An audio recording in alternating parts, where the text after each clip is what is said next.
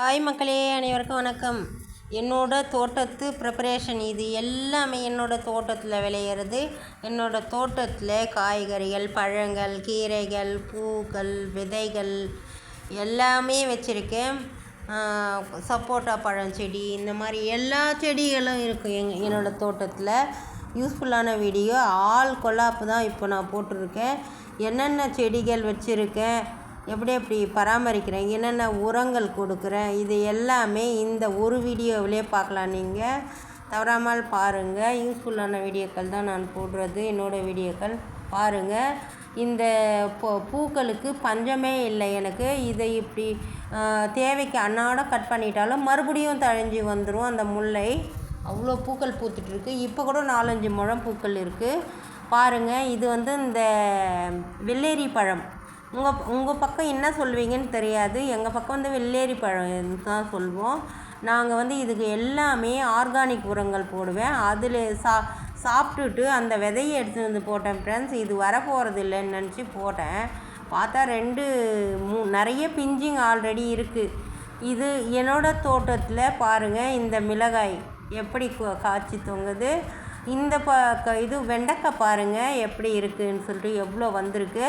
நீங்கள் கிட்டத்தட்ட நான் சொல்லியிருப்பேன், இது ஆல் கொல்லாப்பு. இது ஒவ்வொரு வீடியோவும் போட்டிருக்கேன். நீங்கள் பார்த்தீங்களா இல்லையான்னு எத்தனை பேர் பார்த்தீங்கன்னு தெரியாது. ஆனால் இந்த வீடியோ செம்ம பாருங்கள். இது இந்த ஒரு செடிக்கு இவ்வளோ நான் எதிர்பார்க்கவே இல்லை. 1/2 கிலோ காய் காய்ச்சிச்சு ஃப்ரெண்ட்ஸ். ஆனால் நிறைய முத்தி போச்சு. ஒரு 10 செடி வச்சாக்கா ஒரு வீட்டுக்கு தேவைக்கு யூஸ் ஆகும். நான் இந்த ஒரு செடி 2-3 செடி இருக்குது. அது நானும் எங்கள் பேரனும் அப்பப்போ நாங்கள் வீட்டில் இருக்கிறவங்க எல்லாருமே தேவைக்கு அப்பப்போ பச்சையாக சாப்பிடுவோம். பச்சை காய்கறிகள் அத்தனையும் ஹெல்த்துக்கு நல்லது. அதனால் இதை பச்சையாக கூட சாப்பிட்ருவோம்.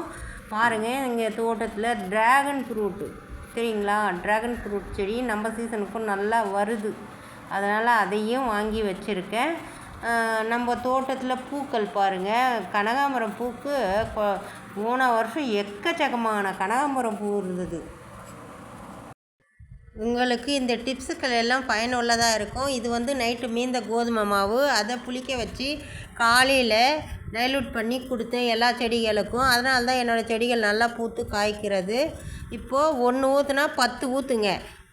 இந்த ரேஷோ 1 ஊற்றுறப்போ 10 நார்மல் தண்ணி ஊற்றி கலந்து எல்லா செடிக்கும் டைலூட் பண்ணி கொடுங்க. ஒவ்வொரு செடிக்கும் வாரத்துக்கு 1 முறையோ 2 முறையோ இது போல் கலந்து கொடுத்துட்டே இருங்க.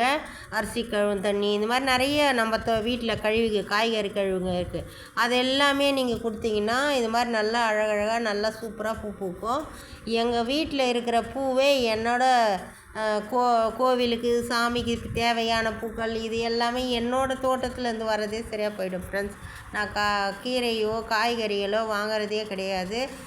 இந்த தோட்டம் இந்த செடிகள் எல்லாமே என்னோடய தோட்டம் தான். பாருங்கள் என்ன அழகாக வந்திருக்கு. ஹைப்ரிட் கொய்யாவும் வாங்கி வச்சுருக்கேன். கொய்யா மரம் பெருசாக இருந்துச்சு, அந்த கொய்யா மரம் போயிடுச்சு. அதனால இப்போது ஹைப்ரிட் கொய்யா வாங்கி வச்சுருக்கேன். என்ன அழகாக பூத்துருக்கு என்னோடய தோட்டத்து பூக்கள். வீடியோ பிடிச்சா லைக் பண்ணுங்கள், ஷேர் பண்ணுங்கள், சப்ஸ்கிரைப் பண்ணுங்கள். ஃப்ரெண்ட்ஸ் அண்ட் ஃபேமிலிக்கு என்னோடய வீடியோ ஷேர் பண்ணுங்கள்.